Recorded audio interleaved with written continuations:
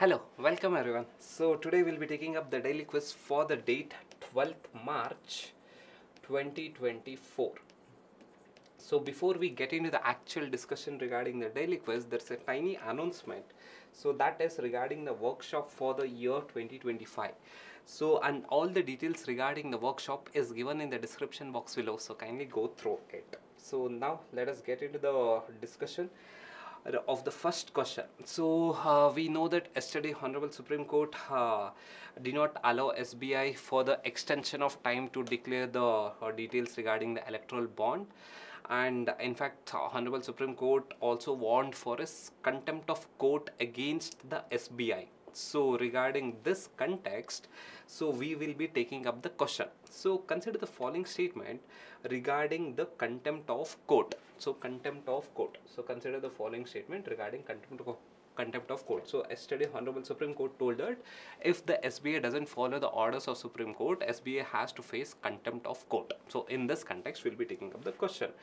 So consider the following statement regarding the contempt of court. The Constitution of India defines and regulates the contempt of court in India. Is it true?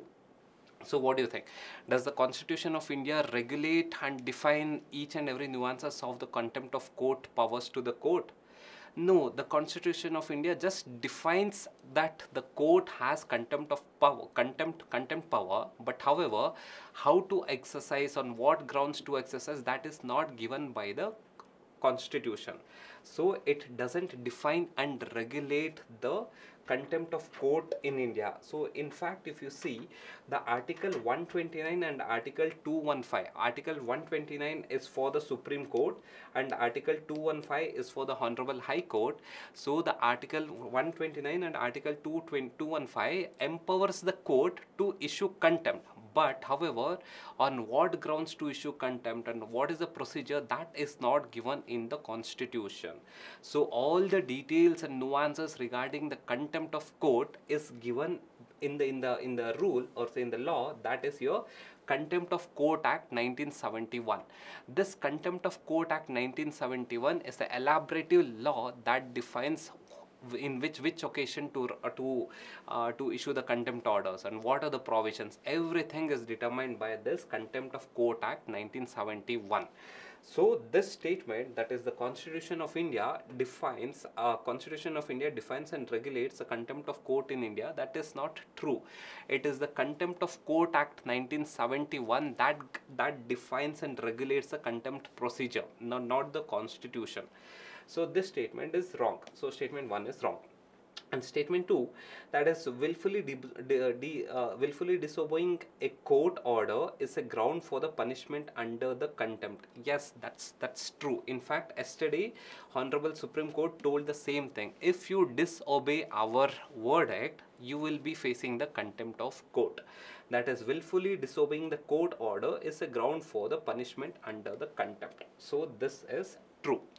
And fair and accurate reporting of the court case can never be considered as a contempt. That is also true.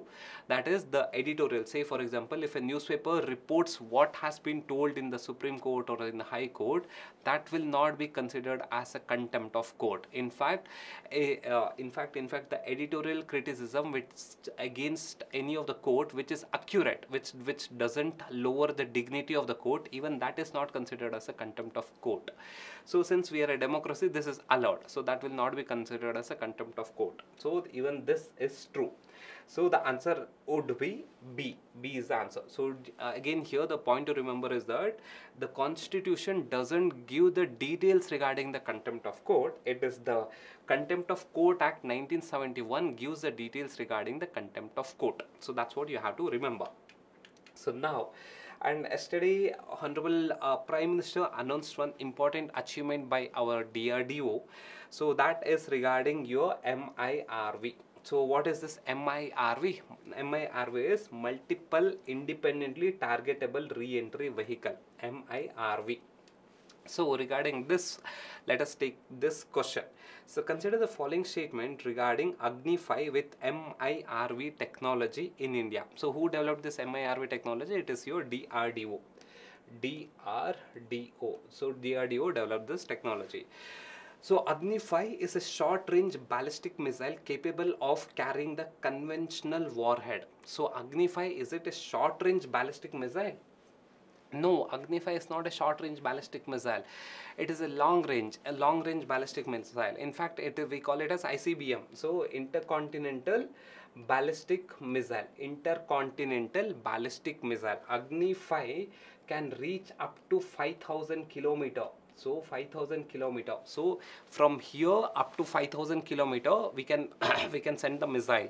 So that is your Agni 5. So Agni 5 is 5,000 kilometer. That is not a short range ballistic missile. In fact, it is a long range ballistic missile. So this statement is wrong. So statement 1 is wrong.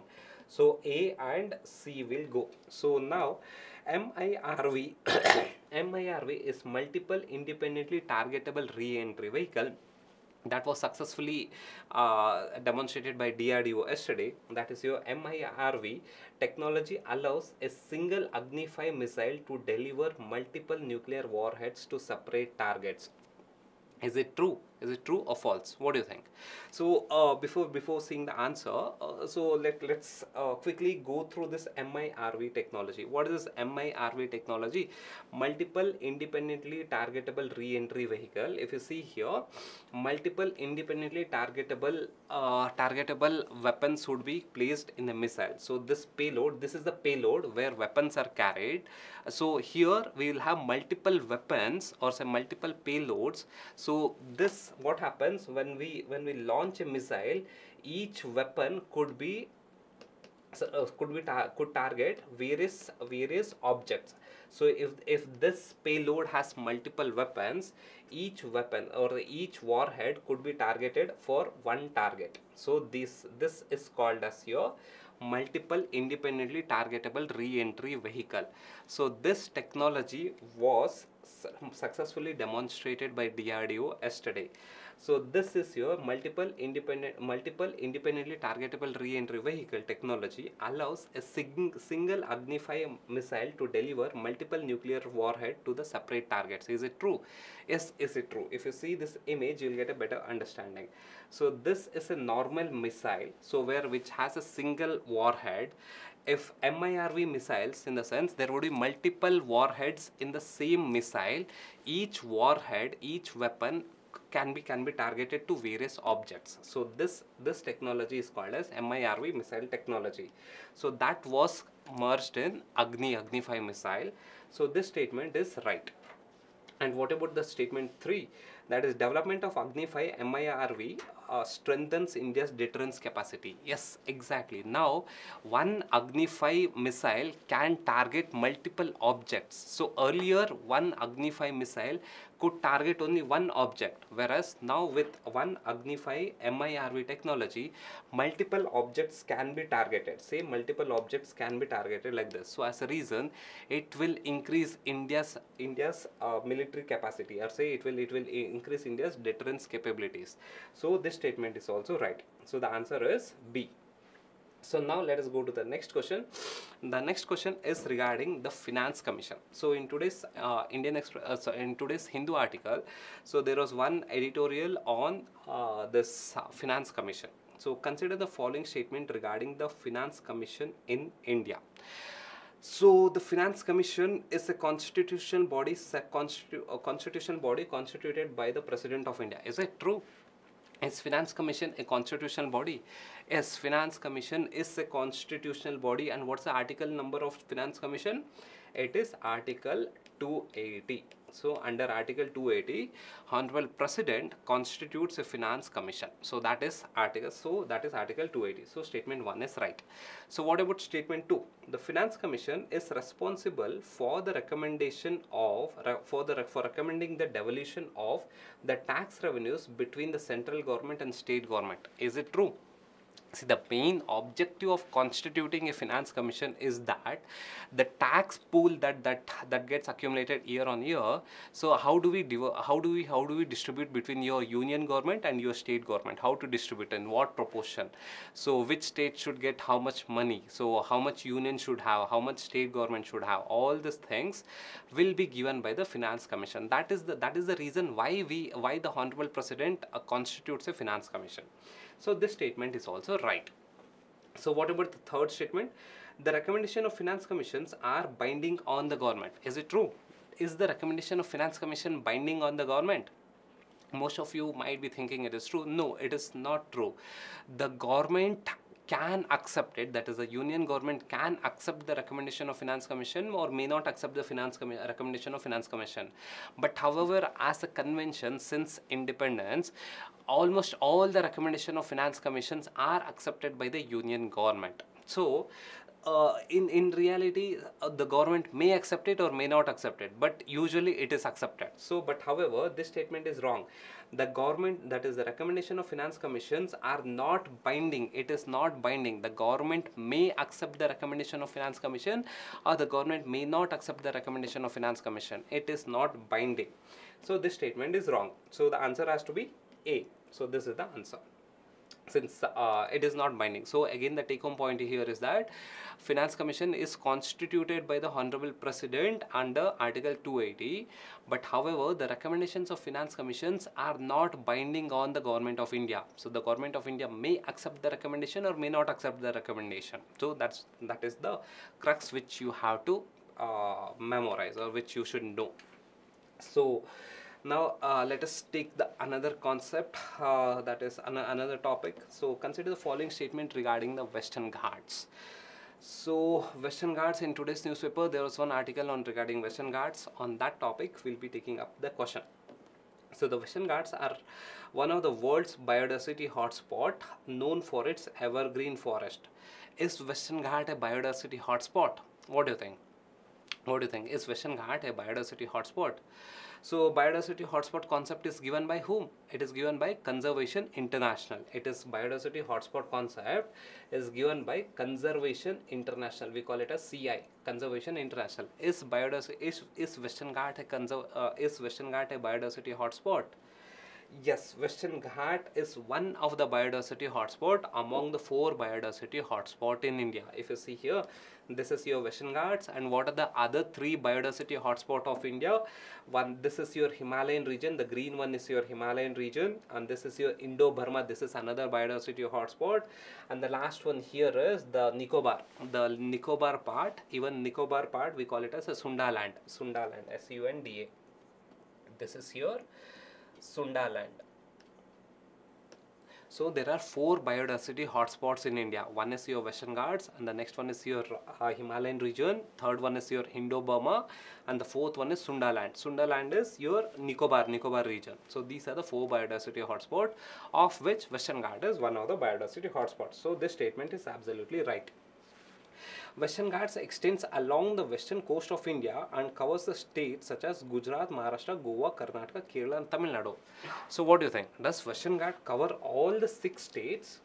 Is it? Does Western Ghats can we find Western Ghats in Gujarat also? Yes. So this was again, this statement is directly taken from one of the PYQ itself. So if you see here, Western Ghats is from Gujarat, that is the southern tip of Gujarat. Say this that is from here it goes all the way to the southern part of Tamil Nadu. So all the 6 states are covered, starting from Gujarat, Maharashtra, Goa, Karnataka, Kerala, Tamil Nadu. All the 6 states are covered. So Western Ghats goes through all the 6 states. And Nilgiri is a part of Western Ghats. Is Nilgiri a part of Western Ghats or Eastern Ghats? What do you think?